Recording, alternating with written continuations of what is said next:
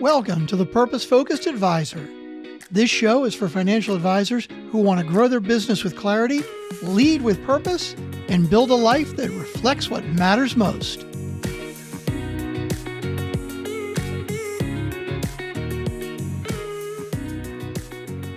Welcome back. Time once again for the Purpose-Focused Advisor. Rob Brown here, along with my guest, John Terry. John, welcome to the show.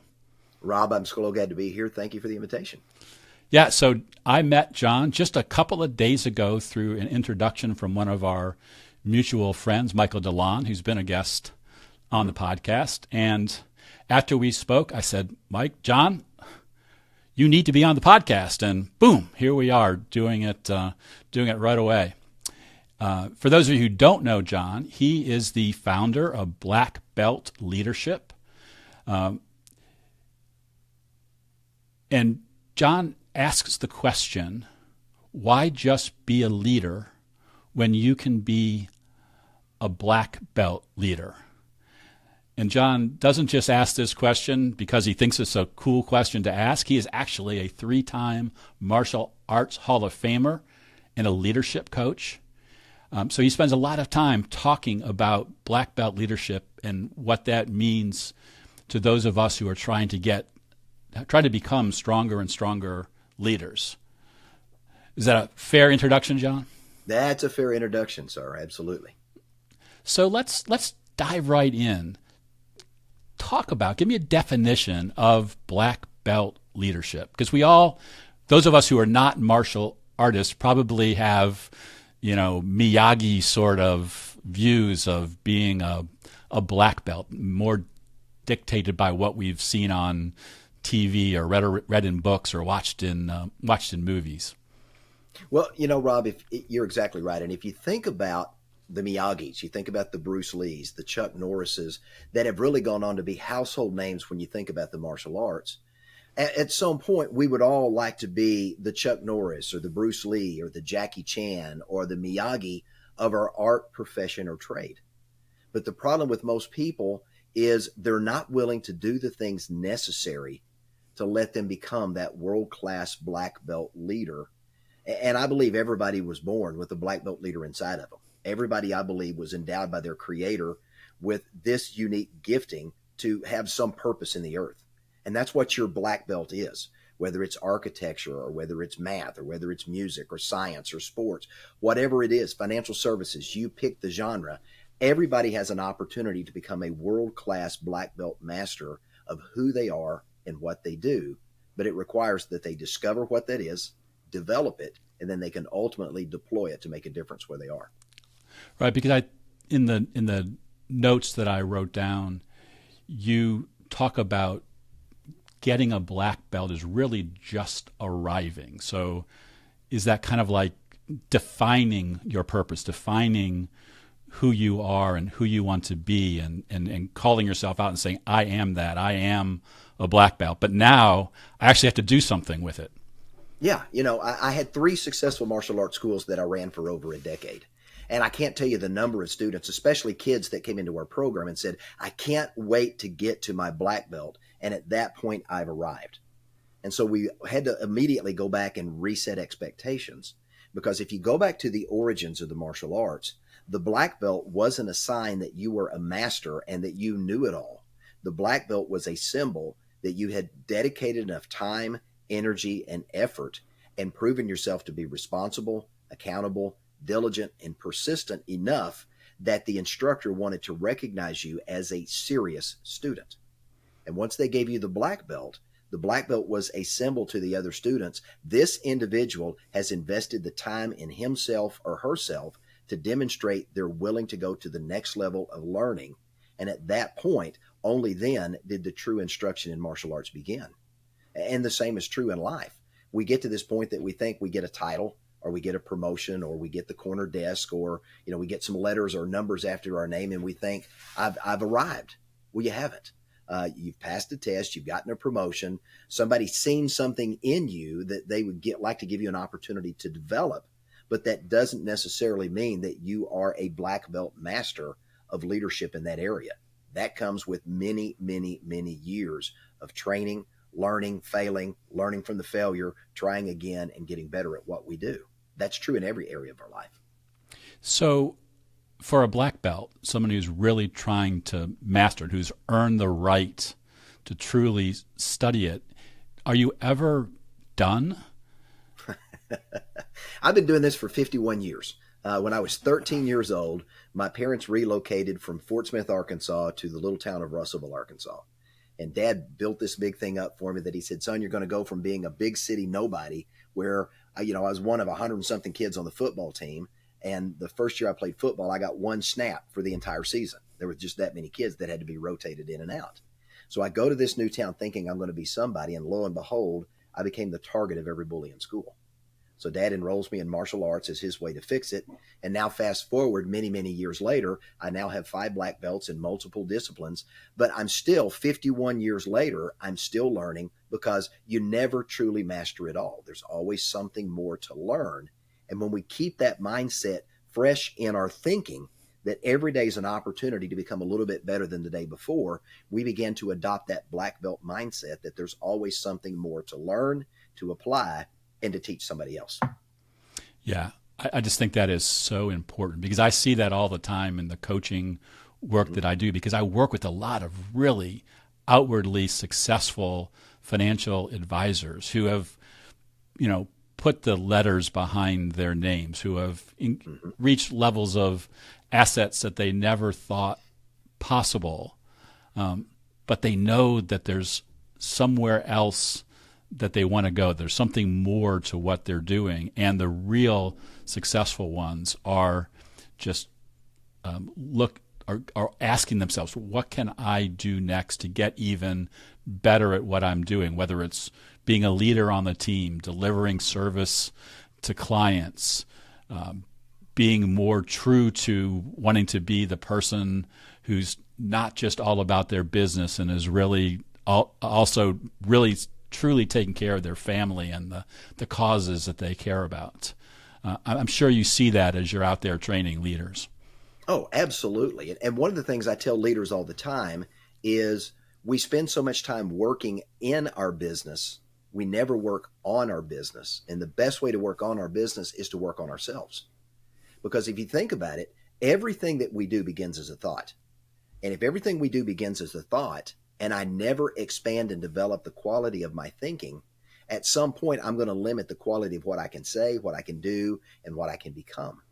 So part of this personal growth journey that I encourage people to go on to become and pursue this black belt excellence as a way of life is stretching and improving the quality of our thinking. Because if we go back to the immortal words of James Allen and even further back to Solomon, as a man thinketh, so is he. And as we think, we become. And once we stop thinking, we stop becoming. And so learning to think better, because the quality of thinking that got you to where you are isn't going to get you to where you'll be tomorrow. You got to up-level your thinking to improve everything else.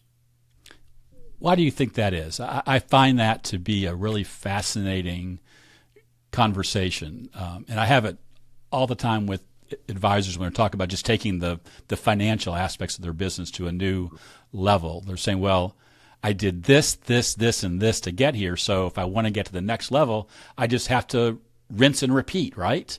And I'm like, no, it's not that at all. What's going to get you to that next level is probably something totally different. If you did cold calls to build your career for the first 20 years, you probably don't have time to cold call to add that next layer of business. You have to find some other way to do that. Yeah, Rob, you're 100% right, because at some point you're going to run out of hours in the day. There's 1,440 minutes in a day, and what we do with the time we've allotted every day is going to determine how successful we are. And improving the quality of our thinking allows us to really see opportunities that maybe we overlooked because we haven't stretched our thinking enough to realize that was possible. And I actually talked about that in a podcast episode that I dropped today called Blind Spots. In the fact that I recently went through cataract surgery and didn't realize that I was slowly going blind by these cataracts that were growing in my eyes. But once the cataracts were removed, I could see the world in vivid color, and I could see what I'd been missing over the last few years that I didn't realize I was missing. Same thing is true in any area of life. I was recently talking to a group of financial professionals, similar to what you do in your business, and was talking to them about making the transition from Medicare to annuities, life insurance, long-term care, and other aspects of retirement planning. And in that conversation, they were just like you saying, well, I've learned Medicare. So if I just go learn how an annuity works, I go learn how long-term care works, I go learn how life insurance works, that's all I need to know. And over the course of about a 2-hour conversation, we began to talk about the understanding of human behavior and how that people are asking questions every day when they wake up. They've got fears and concerns. They've got goals and dreams that they want to achieve. But if we're so focused on the product side of what we're doing in the financial services industry, we fail to get the bigger picture of understanding that these people wake up every day either having not slept well that night because they're worried about running out of money.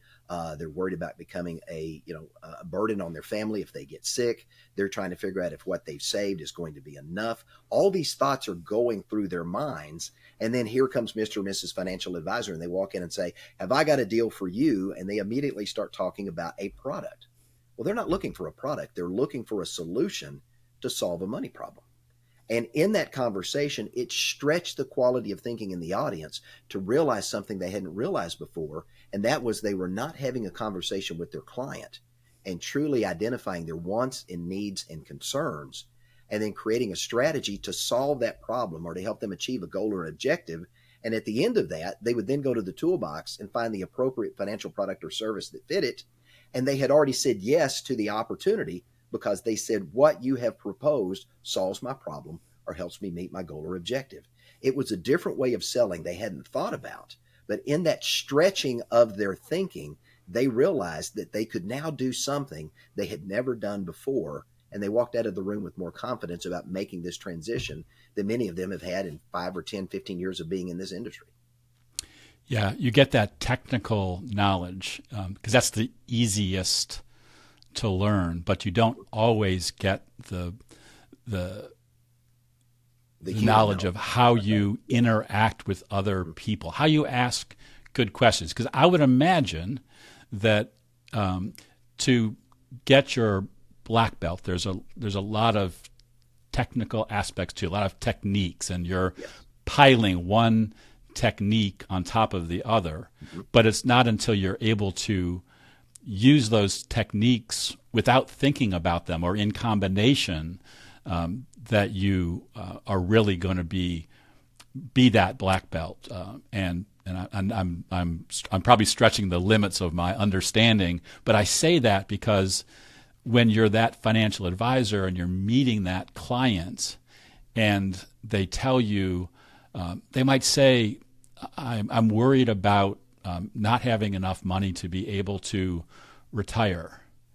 And the first thing you do is say, well, I've got this great managed money account that I can put you into, and if you put your money in there, I'm sure you'll be okay. Versus saying, well, why did you say that? Why are you worried? Is it a financial worry? Is it a generational worry?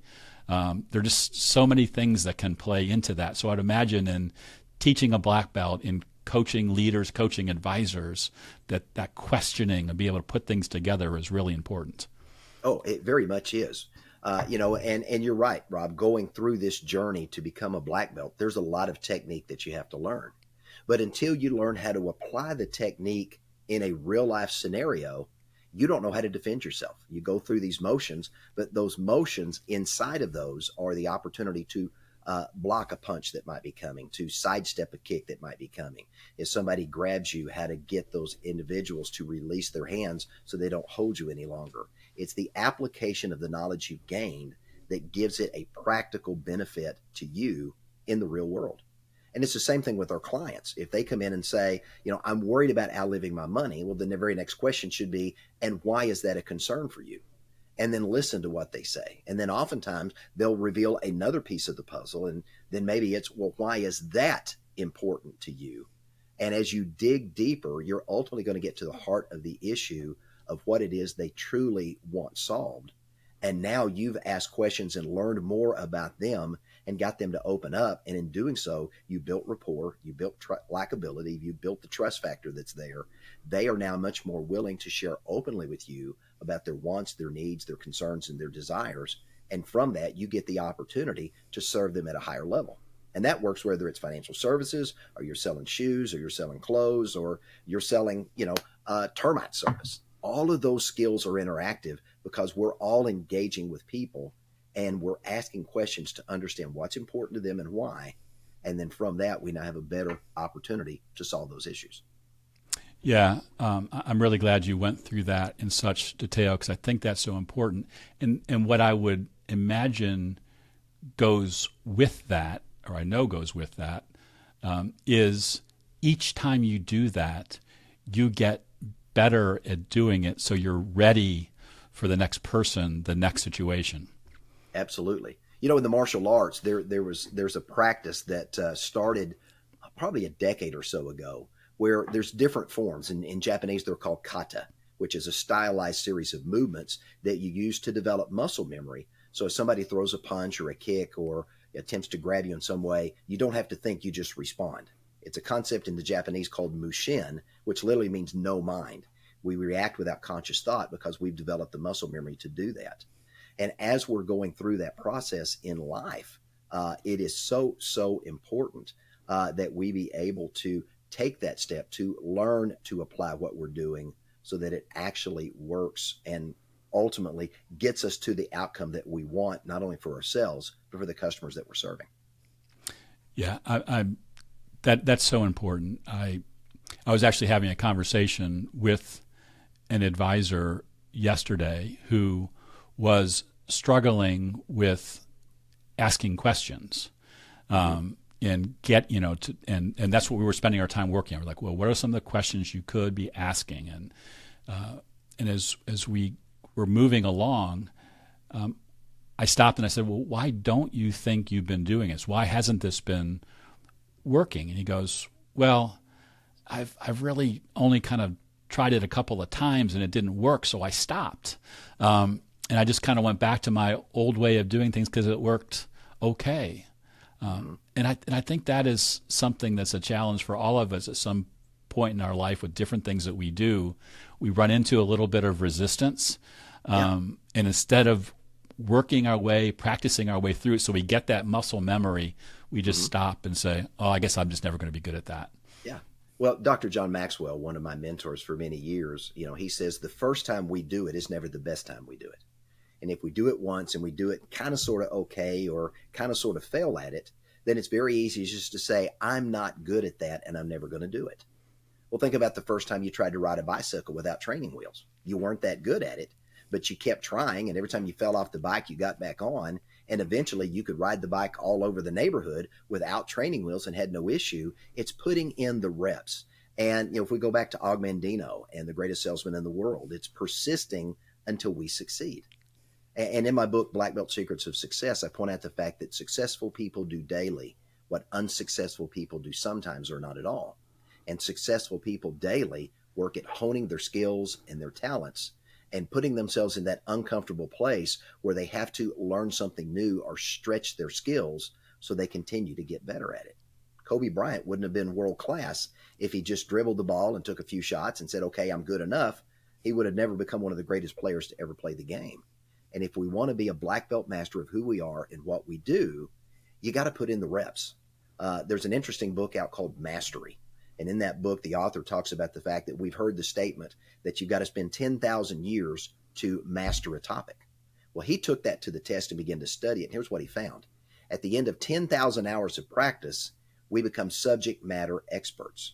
But to truly master that skill, there's an additional 10,000 hours of applying what we've learned and refining what we've learned and applied to reach the level of mastery. And having read through that book, I went back and I did the math of looking at what does it take to get to master level in the martial arts, and it's 20 to 25,000 hours of training. And to me, it just validated what I had read in a PhD style book and seen in practical application. Most of us aren't willing to put in that much time to become the best of the best. But if we want to be a world-class master of who we are and what we do, we've got to be willing to put in the reps, do the time, do the hard work, even when it's not fun anymore, to get to the point that we can truly become that black belt master that walks in the room and everybody knows who you are and what you do. And now you've got an opportunity to be seen as one of the best of the best. So John, you're telling me that success isn't always fun? It's funny. In the book, the Black Belt Secrets of Success, I went back and I looked at successful people throughout history and what made them successful. And it's interesting. Every single individual I looked at, going back all the way back to Leonardo da Vinci, every single one of them failed their way to success. And it was going through learning what didn't work. So then picking themselves up off the floor and dusting themselves off and getting back and say, I'm going to try again. And they continued to try again and again and again until they succeeded. Thomas Edison, we know, tried 10,000 times before he completed the incandescent light bulb. We know that when Henry Ford and his engineers sat down to develop the 8-cylinder engine cast in a single block, it took them over 2 years and many, many, many failed efforts before they actually got that device to work. But if we want to be world class, again, success doesn't happen overnight. It is a series of things that we do that allow us to learn, to grow, to mature, and to become a little bit better at what we do. And ultimately, at some point, that brings us to success. But I will mention this also, Rob, that success is only momentary. Success is a moment in time. If I go run a race today and I'm the first one in the 100-yard dash or 100-meter dash it'd be today, and I'm first across the finish line, I was successful today. But when I get up tomorrow, that success was yesterday. And if I want to be successful today, I've got to go back out, I've got to get back on the track, and I've got to wait for the gun to start, and I've got to go run the race again. Some days I'm going to win. Some days I'm going to place first, maybe second or third. Some days I'm not going to place at all. But every day, whether I win, lose, come in second, third, or don't win at all, there's an opportunity to learn. And from that learning, apply it, teach it to somebody else. And then the next day when we're out there, we're going to be a little bit better at what we do. That's how we build ourselves to become these world-class masters and experience more real-life success and ultimately significance in our lives. So I would imagine that you use in your coaching something that I call success habits. They're those routines that you encourage somebody to do each day because you know that you may not get results from them every day, but if you repeat them, you do them over and over again, eventually you're going to get to where you want to go. But you can also walk away from every day saying, hey, this was a successful day because I did the things that I needed to do, even though the results may not show up in the headlines in the newspaper tomorrow. Yeah, absolutely. One of the principles that I teach is called bookending your day. And you should start the day and you should end the day framing out exactly what you want to get done because that's your time. We can't always control what happens between the time that we get up and the time that we go, but we can start our day and end our day on purpose and being very intentional. So I encourage the people that I coach and the organizations I train, start the day with 30 minutes of reading, something inspirational, educational, vocational, or reading the histories of successful people to learn what they did to become successful and apply that knowledge to our lives. I then ask them to go through and make a list of all the things they have to do today, identify the first 3 most important things, and put those at the top of the page. And nothing else gets done until those first 3 things are done. And then once they complete those, go back to the list, identify the next 3 most important things, move that to the top of the list, and focus on those. And what we find is they get more things done in less time by focusing on 3 at a time. And then at the end of the day, going back and reading inspiration, vocation, education, inspiration, same thing before, but then pause and reflect on what life taught you that day. What did you learn from success? What did you learn from failure? What can you apply tomorrow to make tomorrow better than today? And then from that, begin to think through and make an initial list of what you're going to have to do tomorrow. So while you're sleeping, your subconscious mind can help you sort that so you can be more efficient with the time you have every single day. And if we simply do that one little exercise, it helps us bookend the day so we can get more things done in less time and be more successful at what we put our hands to do. I love that. I think that's just an awesome method. I want to encourage anybody listening to this podcast to write that down, because if you're struggling figuring out, what do I do next? What's most important? John just gave you a system for doing that will create that mental muscle memory, say that 5 times real fast, that will allow you to really be that person that you were meant to be. So, John, we're getting ready to land the plane here, but I want to kind of change gears on our conversation just for a minute. We're both in a later season of our lives, not ready to give up serving other people, not still wanting to help leaders become better leaders. But I wonder sometimes, what is the best way? Do you have thoughts about ways that you want to give more so that these timeless leadership strategies and ideas that you teach through Black Belt leadership get carried on for generations? Because I think there's maybe a gap in some of that learning. Yeah, Rob, that's a great question. I'm glad you asked it. One of the roles of a leader, this is often overlooked. When we get to leadership and we step into that leadership role, we think we still have to do everything, but also lead other people. And I remind leaders all the time that the role of a leader is not to do the work. The role of the leader is to first lead by example, showing them that you can do the work, but giving those that you are leading the opportunity to learn to lead themselves well and make good choices. And you are there to help expand and stretch their ability and belief in themselves so they can learn to say, do, become, and accomplish more. The ultimate role of a leader is to build the team around him or her and develop a team of leaders so that in the event that individual has an opportunity to move on or at some point decides to retire, that leader has already prepared and trained the individuals that will one day take their place.